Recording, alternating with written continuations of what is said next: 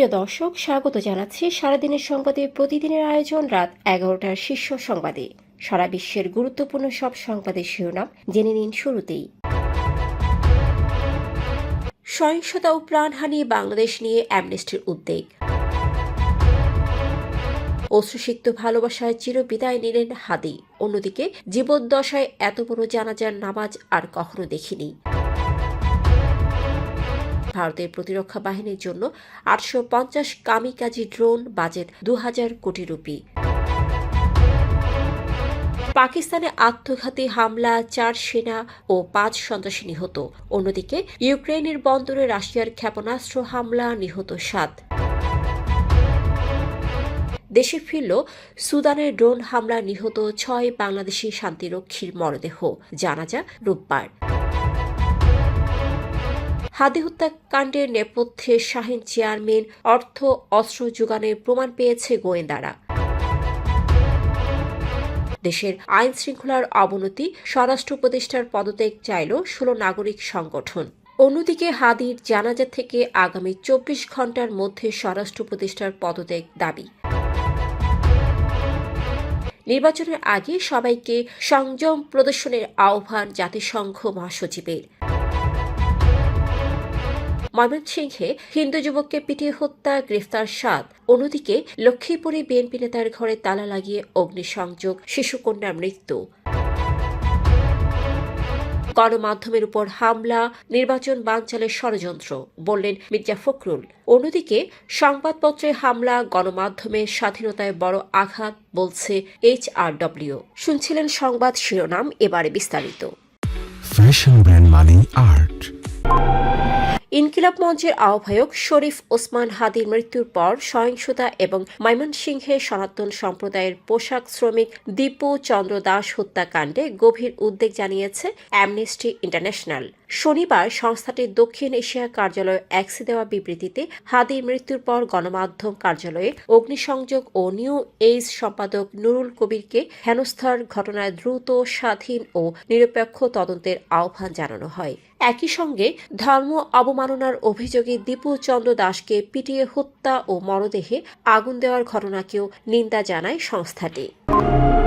লাখো মানুষের ভালোবাসায় চিরবিদায় নিলেন ইনকিলাব মঞ্চের মুখপাত্র শরীফ ওসমান হাদি। শনিবার বিকেল 4টায় ঢাকা বিশ্ববিদ্যালয়ের কেন্দ্রীয় জামে মসজিদ সংলগ্ন কাজী নজরুল ইসলামের কবরের পাশে তাকে সমাহিত করা হয়। সহকর্মীরা অশ্রুসিক্ত হয়ে হাদির স্বপ্ন পূরণের লড়াই চালিয়ে যাওয়ার শপথ নেন এবং বলেন, শহীদ হাদি আরও শক্তিশালী।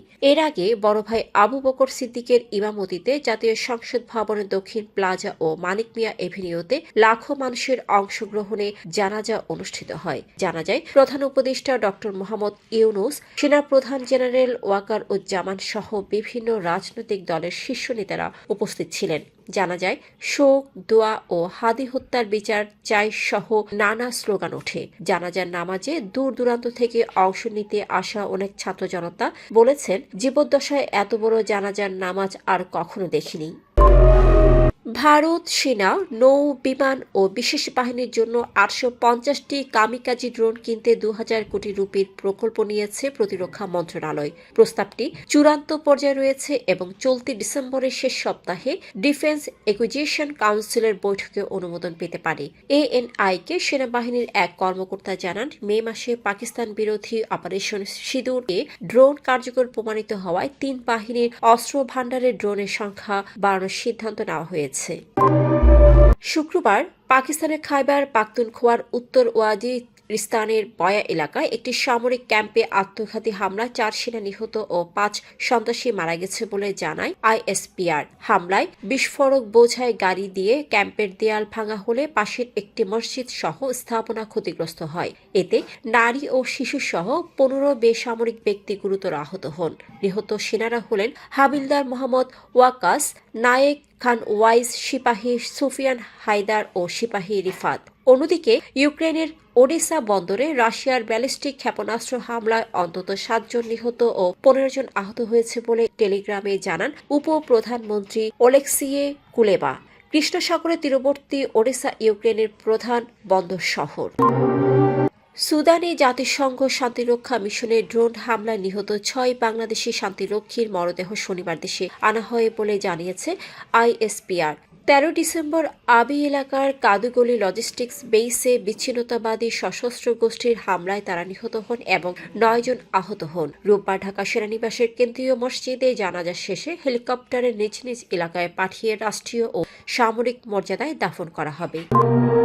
শরীফ ওসমান হাদী হত্যাকাণ্ডের তদন্তে জানা গেছে মূল পরিকল্পনাকারী ও বাস্তবায়ক দক্ষিণ কেরানীগঞ্জের সাবেক উপজেলা চেয়ারম্যান শাহিন আহমেদ অর্থ ও অস্ত্র সরবরাহ করেছেন। নিষিদ্ধ ছাত্রলীগের সাবেক কয়েকজন নেতা সহ আরও কিছু ব্যক্তি এতে জড়িত ছিলেন। হামলার পর হত্যাকারীদের পালাতে সহায়তার অভিযোগে গোপালগঞ্জ জেলা ছাত্রলীগের সাবেক সভাপতি আব্দুল হামিদের বিরুদ্ধে অভিযান জোরদার করা হয়েছে। হত্যাকারীদের সঙ্গে তার একাধিকবার যোগাযোগ ছিল।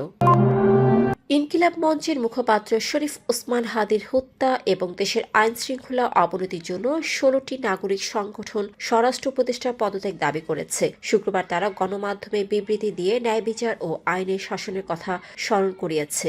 এদিকে শুক্রবার শনিবার শাহবাগ চত্বরে শিক্ষার্থী ও সাধারণ মানুষ শোক ও ক্ষোভ প্রকাশ করে হাদি হাদি স্লোগান দেয় এবং হত্যার সুষ্ঠু তদন্ত ও দোষীদের দ্রুত গ্রেফতারের দাবি করে।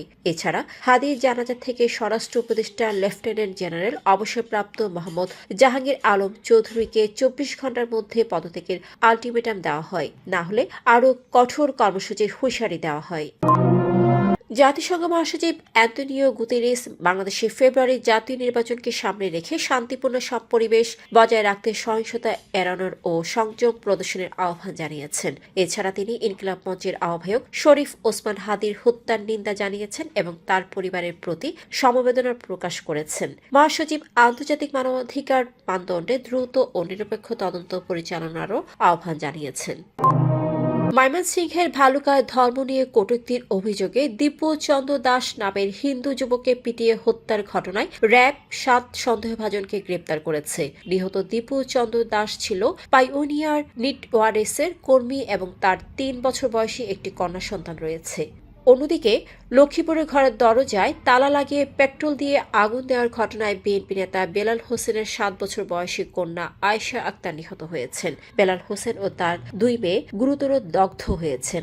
2 মেয়েকে জাতীয় বার্ন ও প্লাস্টিক সার্জারি ইনস্টিটিউটে চিকিৎসা দেওয়া হচ্ছে। আগুনে বেলাল হোসেনের বসতঘর সম্পূর্ণ পুড়ে গেছে।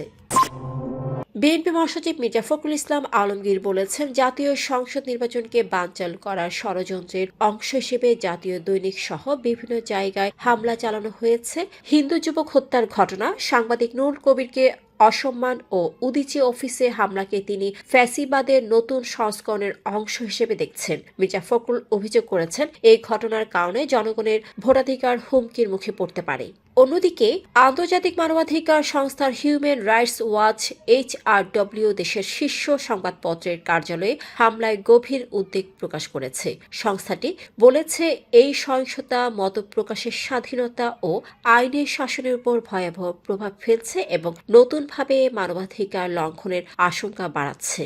দর্শক, এতক্ষণ আমাদের সাথে থাকার জন্য ধন্যবাদ। প্রতি মুহূর্তে দেশ বিদেশের গুরুত্বপূর্ণ সব সংবাদ জানতে ভিজিট করুন www.সারাদিনেরসংবাদ.com ও চোখ রাখুন সারাদিনের সংবাদের অফিসিয়াল ফেসবুক পেজে। Fashion brand Mani Art. Men's, ladies and kids wear. Art. Be smart.